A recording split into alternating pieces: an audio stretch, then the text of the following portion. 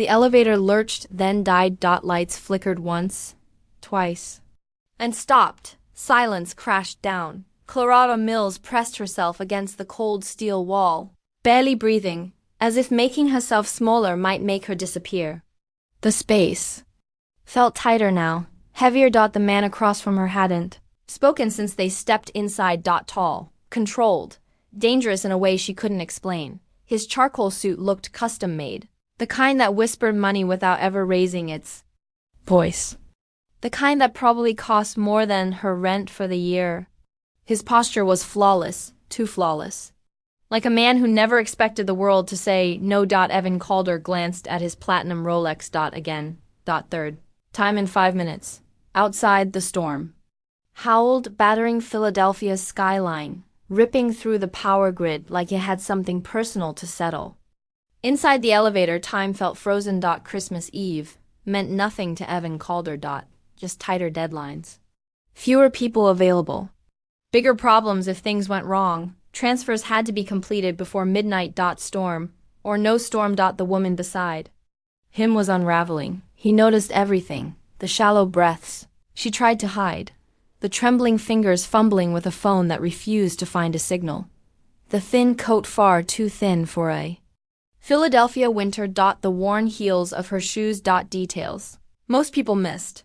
Evan Calder never did. Her phone finally rang. The sound sliced through the silence. Like glass breaking, Clara answered too quickly, forcing cheer into her voice. Hi, yes. This is Clara Mills. I see. No, I understand. Thank you anyway. Click. The call ended. Whatever strength she'd been holding cracked. Just a little. Enough. She stared at the floor. Evan recognized that look instantly. He'd seen it in mirrors. For years, that hollow place. That quiet realization. Nowhere to go. No one waiting. Welcome to passion and power, where love collides with danger in the most unexpected places. Tonight's Christmas story will warm your heart and keep you on the edge of your seat. Comment where you're watching from and hit subscribe. Your support means everything this holiday season. The rescue team finally freed them at 9:47 p.m. By then, the building was a ghost. Security guards made final rounds. Cleaning crews left early, eager to beat the storm and get home. Clara stood alone in the marble lobby, staring through floor-to-ceiling windows as snow fell in thick, relentless sheets over downtown Philadelphia. She pulled out her phone, scrolled through her contacts. The list was painfully short. Her thumb hovered over one number. Mom. Reality hit hard. Margaret Mills had been gone 8 months. The house Clara grew up in belonged to someone else now. The few friends she still had were with family, or wrapped in traditions that didn't include a struggling administrative assistant with nowhere to sleep. She hadn't asked. Too proud. Too tired of being the charity case. She'd planned on the women's shelter on Broad Street. Not perfect, but warm. Safe. The phone call in the elevator killed that plan. No beds. Storm worsening. Every shelter full. Clara tightened her grip on her small duffel bag, everything she owned, and headed toward the exit. The security guard was already preparing to lock up. Maybe an all-night diner, she thought. 1 cup of coffee stretched until morning. Figure it out when the storm passed, miss. The voice stopped her cold. Low, controlled, commanding. She turned. Evan Calder stood near the elevator bank. White dress shirt pristine despite the chaos. Top 4 buttons undone. Not careless, confident. A discreet tattoo curved along his neck. Elegant script. Italian, maybe. The storm's getting worse, he said calmly. Roads are closing. Public transport stopped an hour ago. She nodded. I'll manage. Thank you. She turned again. Where are you going? The question was direct, almost invasive, but something in his tone made her answer. I'm not sure yet. I'll find somewhere. Evan studied her. The coat, the bag, the dignity she refused to drop. He recognized the pride instantly, the same pride that once carried him through his own darkest nights. His phone buzzed. Security updates. 3 black SUVs idled outside. Engines running, ready to take him to his Chestnut Hill estate. Dinner waiting. Every room perfectly warm. 20 minutes and he'd be Alone again. As always, something stopped him. Maybe it was how she thanked the shelter worker despite being turned away. Maybe it was how she'd avoided eye contact in the elevator, refusing to take up space. Or maybe it was the truth he hated most. Christmas Eve was the loneliest night of the year. And tonight, he wasn't alone in that. You'll stay with me. The words landed softly. Clara's eyes widened. I'm sorry. What? You heard me, Evan said evenly. I have space. You need shelter. It's practical. Everything about him screamed danger. The watch, the way others avoided him, the subtle bulge beneath his jacket. I don't even know your name, she said carefully. Evan called her. He didn't offer his hand. And you're Clara Mills. I heard your call. That should have scared her. She was too exhausted to care. Outside, the snow piled higher against the glass. Why would you help me? He considered it because I can. Not kindness. Capability. Power. Offered without emotion. What do you want in return? Nothing. Immediate. Certain. Separate rooms. Separate lives. You stay warm until the storm passes. She thought of her mother's voice. Sometimes pride is just fear wearing a fancy dress. Clara met his eyes. Okay, she said quietly. Thank you. Evan nodded once. Joel, bring the car. As they waited, Clara realized something frightening and hopeful. For the first time in months, she wasn't facing the night alone. The city blurred past beneath snow-covered streets. The Range Rover hummed with quiet luxury and unspoken tension.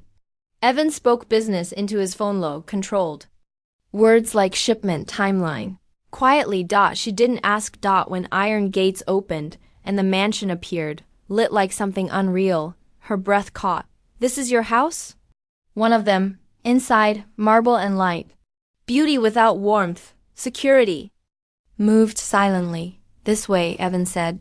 Your room's upstairs. Second door on the right.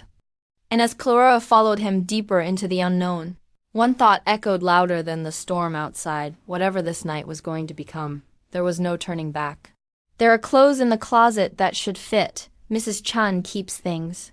For guests, bathrooms connected. Lock the door if it makes you feel safer. The casual mention of a lock told Clara that he understood her weariness. They wasn't offended by her caution. It was another small kindness that she hadn't expected. As they climbed the curved staircase, Clara noticed family photos lining the walls, or rather the absence of them. The artwork was beautiful and expensive, but there were no personal touches, no glimpses into Evan Calder's life beyond wealth and taste. The guest room was larger than Clara's entire apartment had been, with a king-sized bed covered in what felt like Egyptian cotton, a sitting area near tall windows, and a bathroom that belonged in a luxury hovel. On the bed, someone had laid out pajamas, a robe, and toiletries that was still in their packaging. Mrs. Chen thinks of everything, Evan said, noticing Clara's surprise. This is too much, Clara said softly. I can't. You can. His interruption was gentle but firm. Sleep. Tomorrow we'll figure out next steps. He turned to leave, then paused at the doorway. Clara. Yes. You're safe here. Whatever you might have heard about me, whatever you think you know, you're safe. After he left, Clara stood in the middle of the opulent room trying to process everything that had happened. 6 hours ago, she'd been facing the prospect of spending Christmas Eve on the streets. Now she was in a mansion that felt like a fortress, protected by a man whose very presence suggested danger. She walked to the window and looked out at the snow-covered grounds, where she could see the shadows of security personnel making their rounds. Evan Calder might be offering her shelter, but he was also a man who needed armed guards and multiple homes, and the kind of careful control that came with serious enemies. Clara touched the lock on the bedroom door, then decided to leave it open. If Evan had wanted to hurt her, he'd had plenty of opportunities already. And despite everything that frightened her about him, she believed his promise that she was safe. For the first time in months, Clara fell asleep without worrying about tomorrow. Clara woke to sunlight streaming through windows she didn't recognize, and the smell of coffee drifting from somewhere downstairs. For a moment she lay still, disoriented by the luxury surrounding her. Silk curtains, a mattress that felt like sleeping on a cloud, and silence so complete it seemed impossible in a city. The clothes Mrs. Chen had left fit perfectly. Soft cashmere sweater, well-tailored jeans, and slippers that were probably worth more than Clarara's entire wardrobe. She felt like she was playing dress-up in someone else's life. Downstairs, she found Evan in what appeared to be a home office, speaking quietly into a phone while typing on a laptop. He'd changed into dark jeans and a navy sweater that made his eyes look almost black. And Clara noticed again how the casual clothes did nothing to diminish his commanding presence. The weather delayed everything by 12 hours, he was saying. Adjust the timeline accordingly. The weather delayed everything by 12 hours, he was saying. Adjust the timeline accordingly. No, Pierce doesn't get an extension. He knew the terms. At the mention of Pierce, Evan's voice hardened in a way that made Clara step back.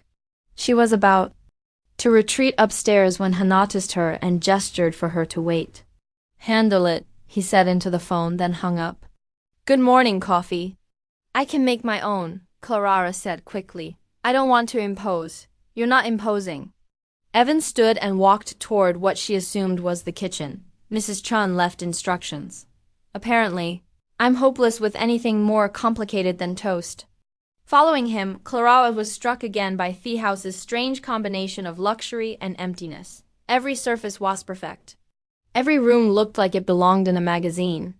But there were no signs of actual living, no books left open, no coffee. Rings on tables, no photographs of friends or family. Do you always work on Christmas morning? She asked as Evan poured coffee from an expensive-looking machine. I always work. He handed her a mug that was probably worth more than her last paycheck. Business doesn't stop for holidays. What kind of business? The question slipped out before Clara could stop herself, and she immediately telegraphed it when Evan's expression became unreadable. Construction, transportation, import, export. His answers were technically accurate but deliberately vague. Nothing that would interest you. Clara nodded, understanding that she'd reached a boundary. She sipped her coffee, which was incredible, and tried to think of safer topics. The storm seems to have stopped, she observed, looking out at the snow-covered grounds. Roads should clear by this afternoon. Joanne can drive you wherever you need to go. The dismissal was polite but clear, and Clara felt a strange pang of disappointment. She'd known this was temporary, but somehow she'd expected. What? That a powerful man like Evan C. Deere would want her to stay longer? That tone night of kindness meant anything beyond basic human decency? Of course, she said. Thou should probably start making some calls. See what options. Evan's phone rang, interrupting her. He glanced at the screen and his jaw tightened. I need to take this, he answered with a curt, What? And Clara watched his entire demeanor shift. The casual morning persona disappeared, replaced by something harder and more dangerous. When? He asked, his voice deadly quiet. How many people know? I see. No, don't do anything yet. I'm on my way. He hung up and stood motionless for a moment, his mind clearly racing through calculations Clara couldn't follow. I have to go out, he said finally. Stay in the house. Don't answer the door for anyone. Joa will be here, and there are others watching the property. Is everything okay? Clara asked, though his expression made it clear that everything was very much not okay. It will be. Evan's tone was confident, but Clara caught something else underneath. A tension that suggested whatever was happening was serious too. Worry a man who didn't seem to worry about much. He was already moving toward the door when Clara called after him. Evan. He turned back and for a moment his carefully controlled mask slipped. Clara saw something raw in his eyes. Not fear exactly, but a recognition of stakes that went beyond business. Be careful, she said softly. Something shifted in his expression. Surprised maybe, as if he couldn't remember the last time someone had expressed concern for his safety. Always After he left, Clara found herself alone in a house that felt more like a fortress. She explored carefully, noting the security cameras in every room, the reinforced windows, the way certain doors required key cards to open. This wasn't just wealth. This was protection against specific threats. she asked, reading in the library when Joe appeared in the doorway. He was younger than she'd expected, maybe 30, with that kind of alertness that suggested military training. Miss Mills, Mr. Calder asked me to check on you. Everything okay? Fine, thank you. Clara hesitated, then asked, Is in danger? Joe's expression didn't change, but Clara caught the slight pause before he answered. Mr. Cedar can handle himself. He's been doing this a long time. Doing what exactly? Surviving, Joe said simply, and Clara understood that was all the information she was going to get.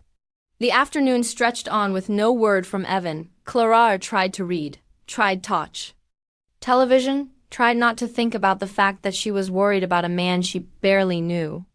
But as evening approached, and he still hadn't returned, she found herself checking the windows and jumping at every sound. When headlights finally swept across the driveway at nearly 8 o'clock, Clara felt a relief that surprised her with its intensity. She watched from an upstairs window as Evan emerged from the Range Rover, moving with his usual controlled grace, but carrying tension in his shoulders that hadn't been there that morning. He found her in the kitchen where she'd been pretending to read while actually listening for his return. Everything handled? She asked, trying to keep her voice casual. Evan studied her face, and Clara had the feeling heckled see right through her attempt at nonchalance. For now, good. She closed her book and stood up. I should probably pack. I've imposed on your hospitality long enough. Where will you go? The question was direct, and Clara realized she didn't have a good answer. The shelters would still be full. Her savings account was nearly empty, and she hadn't had time to find new housing before the holidays. I'll figure something out, she said. The same words she'd used in the building lobby the night before. Evan was quiet for a long moment, his dark eyes never leaving her face. When he finally spoke, his voice was softer than she had heard it before. You don't have to leave tonight. Evan, the roads are still dangerous. The city's a mess. One more night won't hurt anything. Claire wanted to argue to maintain her independence, to prove she didn't need rescuing. But the truth was that she did need rescuing, at least temporarily, and Evan was offering it without conditions or judgment. Okay, she said quietly. One more night. As she headed upstairs, Clara caught Evan watching her with an expression she couldn't quite read. There was something different in his eyes, not pity or desire, but a kind of recognition, as if he saw something in her that surprised. What Clara didn't know was that downstairs, Evan was making a decision that would change both their lives. The threat he dealt with that day had been neutralized, but it had also shown him something he hadn't expected. For the first time in years, he had something to lose.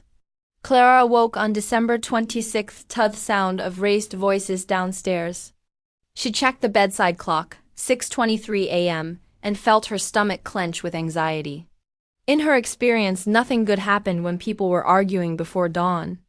She pulled on the robe Mrs. John had provided and crept to the top off stairs, where she could hear Evan's voice low and controlled, but carrying an edge that made her shiver. I don't care what Pierce thinks he knows, Evan was saying. He's fishing. He has nothing concrete. He has enough to make trouble, another voice replied. Jomo, Clara realized, and now he's asking questions about the woman. Clara's blood turned to ice. They were talking about her. What kind of questions? Evan's voice had gone deadly quiet. Who she is, where she came from, why you're protecting her. He's trying to figure out if she's leverage. She's not leverage. She's nobody. Evan's words shook Clara like a physical blow, even though she understood. He was trying to protect her. A random woman who needed help during a storm, that's all. Pierce doesn't see it that way.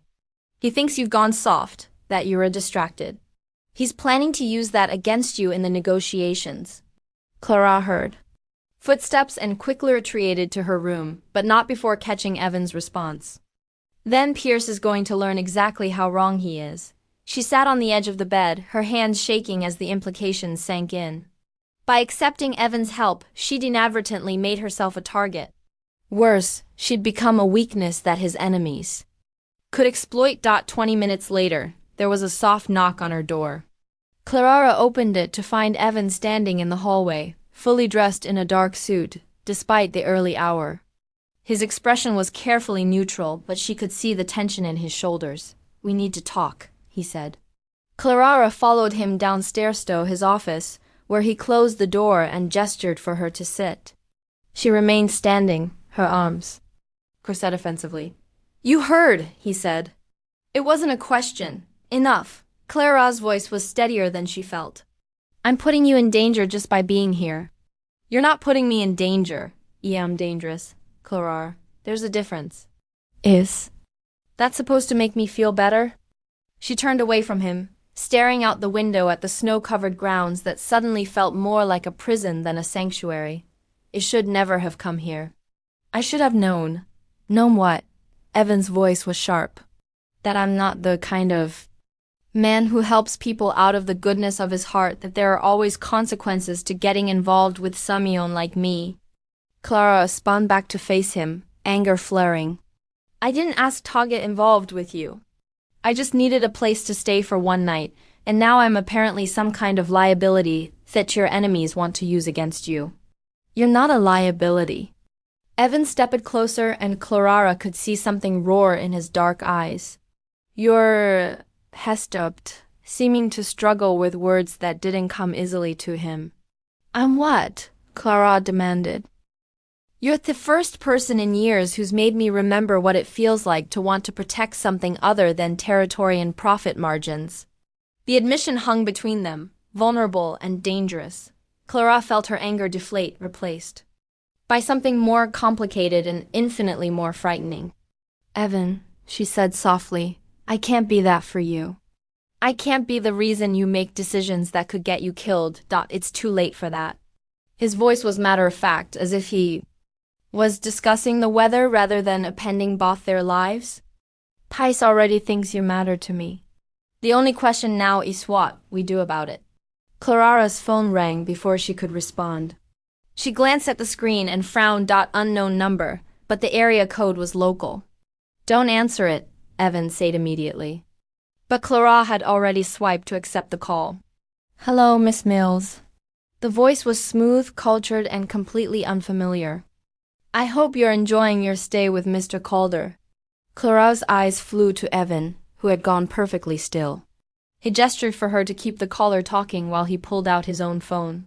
"I'm sorry, who is this?" Clara asked. "A concerned citizen?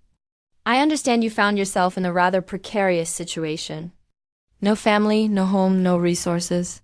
How fortunate that Mr. Calder was there to rescue you."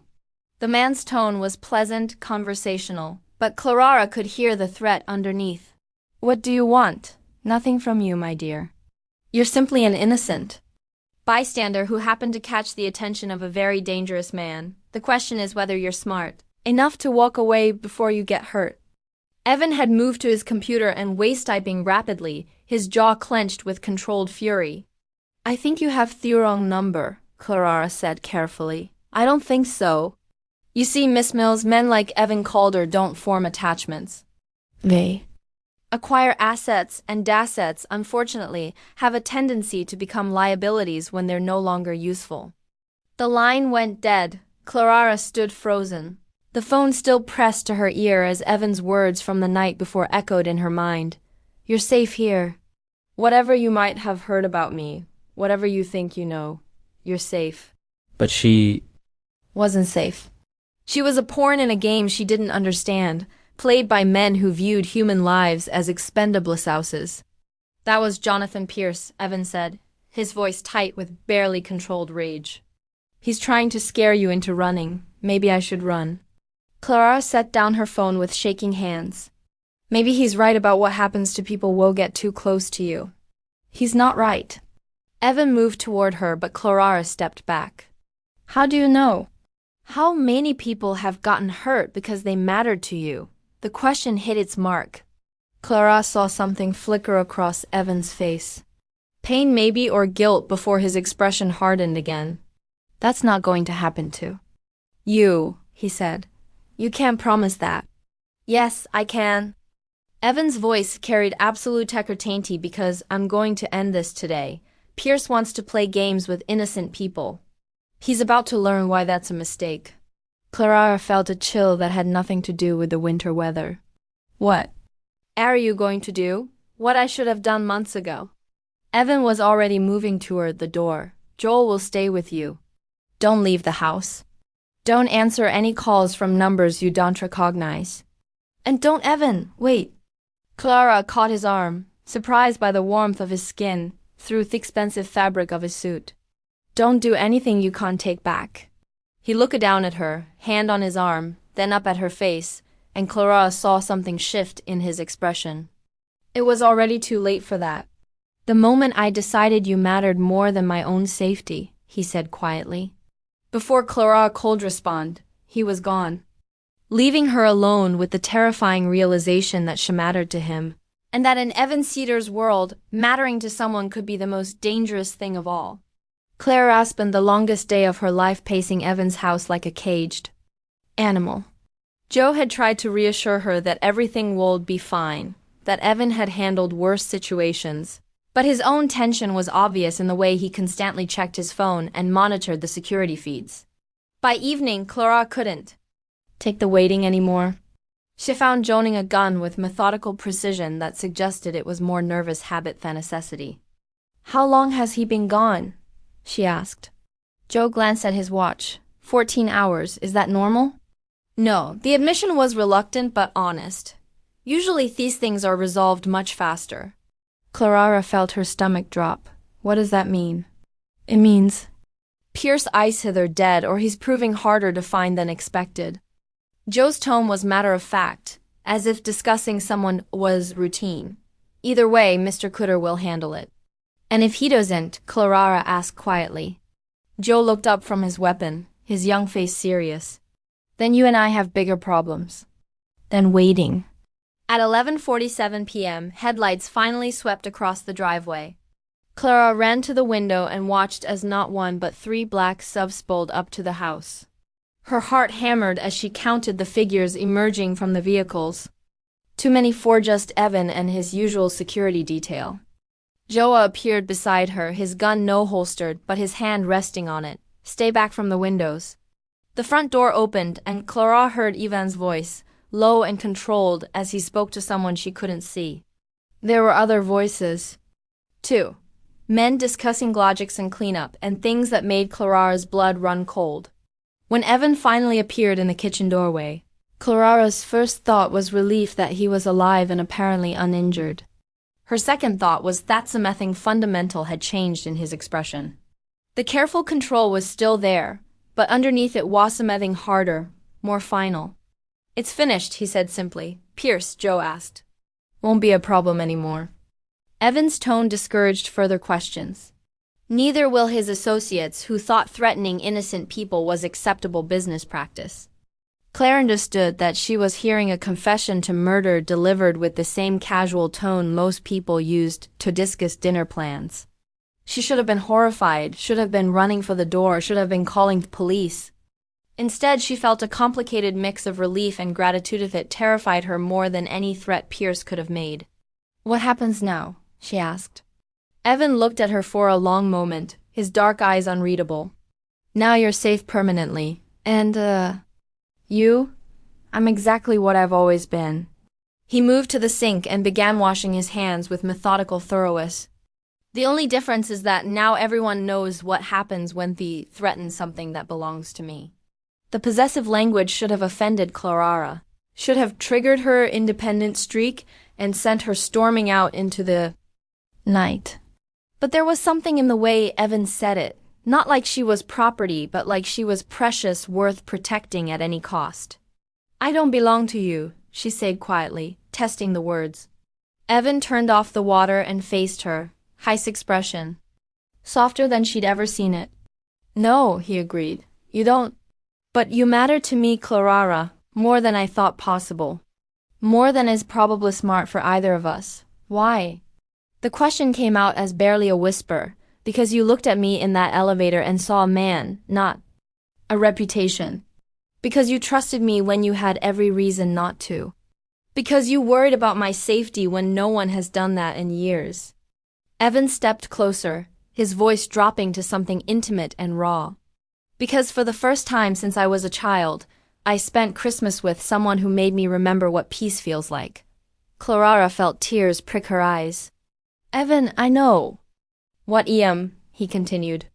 I know what I do, and I know the kind of life I can offer you. It's not normal. It's not safe, and it's not what you deserve. What if it's what I want? The question surprised them both. Clara hadn't planned to say it, hadn't even realized she was thinking it until the words were out.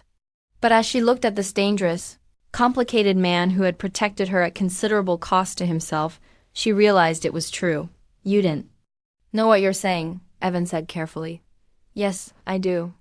Clara stepped closer, close enough to see the thin scar along his jawline, the way his dark eyes reflected the kitchen lights. I'm saying that I've spent my whole life playing it. Safe, following the rules, trying to be the good girl who never caused trouble. And where did it get me? Alone, broke, and sleeping in shelters. Clara, you saved me, she interrupted. Not just from the storm, not just from Pierce, but from a life where I was invisible, where I didn't matter to anyone. Maybe your world is dangerous, but at least in it I exist. Evan reached up and touched her face, his thumb brushing away a tear she hadn't realized had fallen. You exist everywhere, Clara. You just needed to find the right person to see you. I found him, she said. Simply. For a moment they stood frozen in the space between what was and what could be. Then Evan leaned down and kissed her, soft hand careful and full of promise. When they broke apart, Clara could see something new in his expression. Hope maybe, or the possibility of happiness he'd thought was lost to him forever. You stay with. He said, echoing his words from that first night in the lobby. But this time it wasn't a practical solution to a temporary problem. It was an invitation to a life neither of them had planned, but both of them wanted. Yes, Clara whispered. Against his lips. I stay with you. Outside snow began to fall again. But inside Evan Calder's fortress, two people who had been alone for too long finally found their way home. Years later, Clara would look back on that Christmas Eve as the night her real life began. The woman who had been afraid to take up space, who had apologized for existing, was gone. In her place, Wasamion, who understood that love sometimes came wrapped in danger. That safety wasn't always about avoiding risk, but about finding someone worth taking risks for. Evan had kept his promise. She was safe, protected by his reputation and his resources, but more importantly, cherished by a man who had learned to value peace over power. He still conducted business with the same ruthless efficiency. But he came home to her every night, traded his armor for vulnerability, and built a life that had room for laughter and lazy Sunday mornings, and all the ordinary Magich thought was beyond his reach. They married the following Christmas in the same house where she'd first felt safe. Clara wore her mother's pearl necklace and carried white roses. And when Evan promised to love and protect her for the rest of their lives, she knew he meant it with the same absolute certainty he brought to everything else. The guest room, where she'd spent those first uncertain nights, became a nursery then, a child's bedroom, then a teenager's sanctuary. Their daughter had Evan's dark eyes and Clara's stubborn independence, and she grew up understanding that her father was both feared and respected, but that at home he was just Dad, the man who read bedtime stories and taught her to drive and threatened to buy a small country if any boy ever broke her heart. Semetimes Clara wondered what would have happened if the elevator hadn't broken down. If the storm had passed, if she'd been too proud to accept help from a stranger. But then Evan would come home and kiss her hello. And she would remember that? Some coincidences were really just fate wearing a disguise. The woman who had nowhere to go for Christmas had found everything she'd never dared to dream of. And the man who had forgotten how to hope had learned that sometimes the most dangerous thing you could do was open your heart to love. And that's how a Christmas storm brought two lost souls together here at Passion and Power. Sometimes the most unexpected encounters lead to the greatest love stories. If this tale of second chances and dangerous devotion touched your heart, show some love by hitting that like button and subscribing for more passionate stories. Your support keeps these romantic, adventurous amazing, and we can't wait to share the next one with you. Until then, remember, love finds a way, even in the most unlikely places.